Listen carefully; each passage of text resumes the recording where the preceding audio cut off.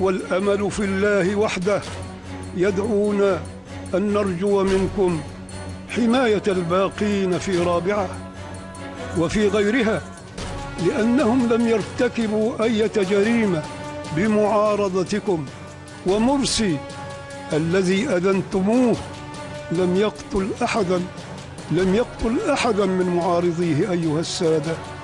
إن شعبنا لا يقبل هذه الأحداث، ولم يتعود على مثل هذه المقتلة التي زادت بعد حصيلة اليوم على 100 قتيل، وأصبح الجرحى فيها يعدون بالآلاف.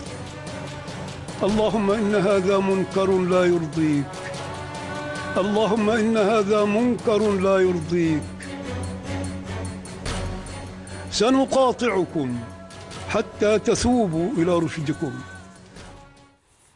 ادي مستشار شيخ الازهر، ادي ممثله في لجنه المئة للدستور، ادي مدير المكتب الفني لشيخ الازهر، ده حسن الشافعي اللي بيقول الكلام الاخواني اللي مقبوض عليه سنه 54 في التنظيم الخاص. التنظيم الخاص ده هو تنظيم الموكول له العنف والاغتيالات في الاخوان 54 و65 مرتين. ده مستشار شيخ الازهر وده مدير مكتبه الفني. يقول لك اصله ما بقاش يروح المشيخه مستشاره ورئيس مكتبه الفني ولا لا، هو راجل تعبان صحيا انما مش تعبان فكريا، ده رايه.